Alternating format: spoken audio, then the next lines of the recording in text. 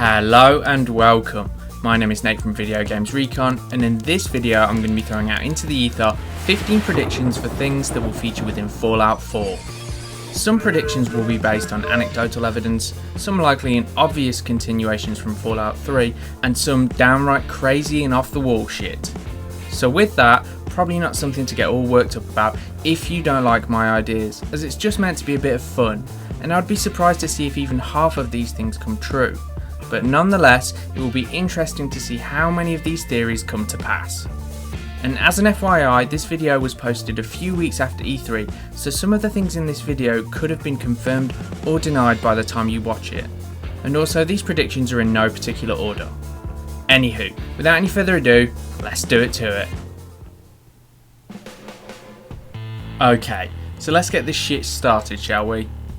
Well, we all know that there will be base building within Fallout 4, and that those bases will sporadically be getting attacked by raiders. Well, it's my belief that they will also be dynamically activated by decisions within the storyline. i.e., if you were to make friends or enemies with groups or factions in the story, it will affect your bases within those relevant areas, increasing or decreasing the likelihood of being attacked by certain factions, or could even affect trade in or between said bases, potentially alienating trade partners. On top of which, it may also cause Easter egg character interactions within those bases, be they positive or negative. With all the talk of dynamic weather featuring within the Fallout 4 engine, it's also possible that within a post-apocalypse nuclear war, that said weather also extends to radiation. In that opposed to Fallout 3, where radiation spots were stationary, it's entirely possible that irradiated areas will become more dynamic, potentially opening up areas previously inaccessible and shutting off paths previously trod. As we've all seen in the trailers, that part of the story will be set prior to the nuclear fallout that created the wastelands, which I'm sure we can all agree is pretty cool.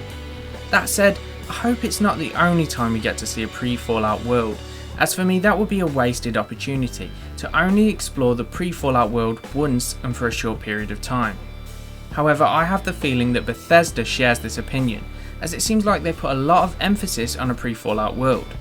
And with the carrot on the stick that is the Mystery Den, which appears to be a place where you can relive old memories, and thus the possibility of flashbacks to the old world. Perhaps in some sort of submissions. Otherwise, for me, failing to implement the old world in a significant way would be such an oversight, after making such a big deal of it at E3. That said, I'm confident that Bethesda won't disappoint here, and we'll get to see what the old world would have looked like on the brink of a nuclear war. Right, got a few quicker ones now. Also some ideas based off the concept art. There's some real interesting stuff in there. After watching this video, I highly recommend watching the Fallout 4 press conference with a slowed down setting on YouTube, and checking out the concept art. Anywho, there will be a cool jet engine gun, kinda similar aesthetically to the jet gun from Black Ops 2 Zombies. Let's hope that's the only thing they have in common though, as that gun was poop. Like many of the games within Fallout, there will be an alien-based Easter egg, and this game will almost certainly be no different. However, thanks to this concept art, I think it's highly likely, just like in New Vegas, we'll get to see some alien life forms in person, and maybe we'll have the choice to make friends, or as it's Fallout, crush their bulbous heads with a baseball bat. Either way, sounds fun. This one's pretty much out of nowhere. Although we know of travel via a vertibird, and that travel via land-based vehicles like cars has been ruled out, it's not entirely impossible that a horse could be a form of transportation later on in the game, similar to The Witcher 3 or the Red Dead series for example. I'm not sure whether I'd like that or not. Feel free to post your thoughts on this in the comments. It could be a fun way to get around, or mess up the dynamic. Either way, it's a possible trick up Bethesda's sleeve, and you better believe they've still got some tricks up their sleeves.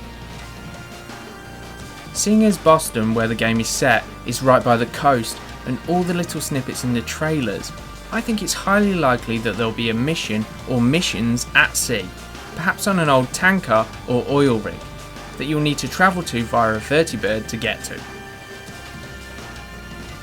The airships in this game have been given such prominence that I'd be incredibly surprised if one of them wasn't a town of some sort.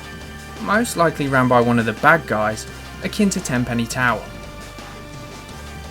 Whilst looking up stuff for this very video, I came across a group from Boston's history called the Boston Brahmin, who were an influential group of aristocrats who helped pioneer American institutes and culture.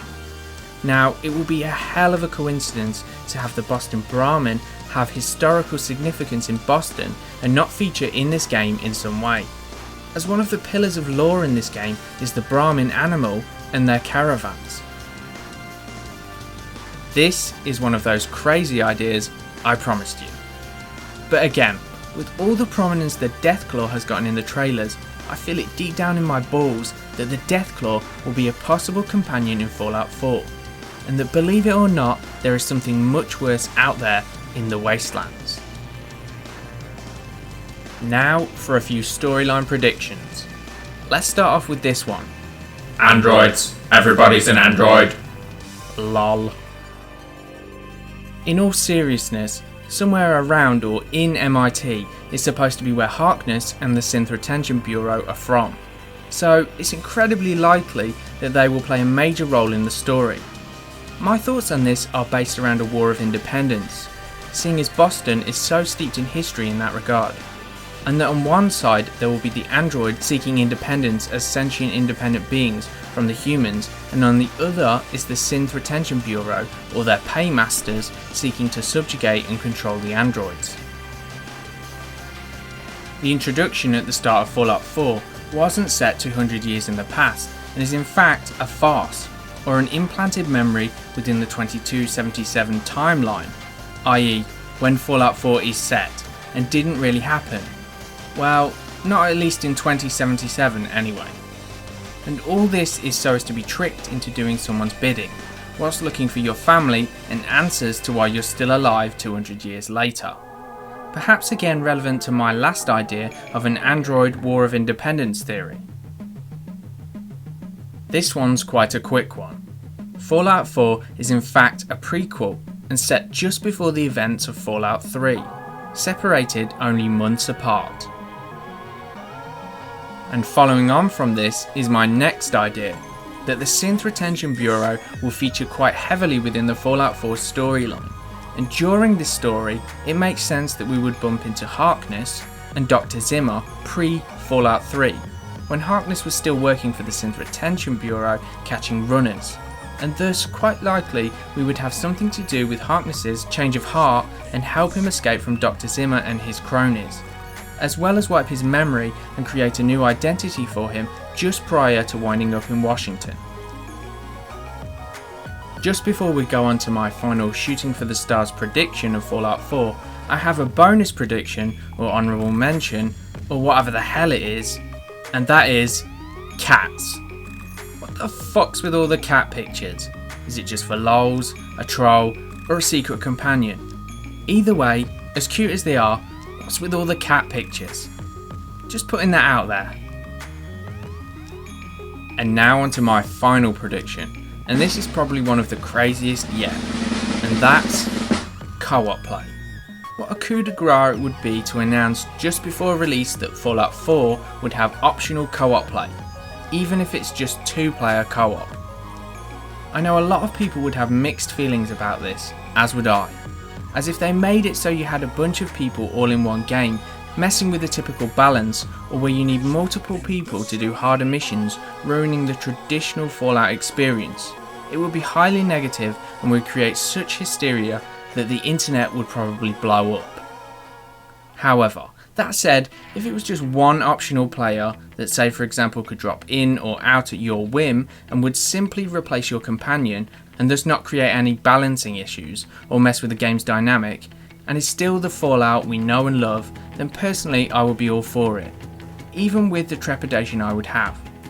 I'd be cautiously optimistic that Bethesda would do it right, and it wouldn't be some bolted on multiplayer nonsense. I know this is a controversial topic and is by far the most unlikely out of my predictions, but in all honesty, I wouldn't put it past the guys at Bethesda, and like I said, if done properly, I personally don't have a problem with it. Either way, I'm telling you, maybe not this, but they've got something up their sleeves that's still gonna knock us for 6. So, That was 15 or so predictions, ranging from the likely to the outright crazy.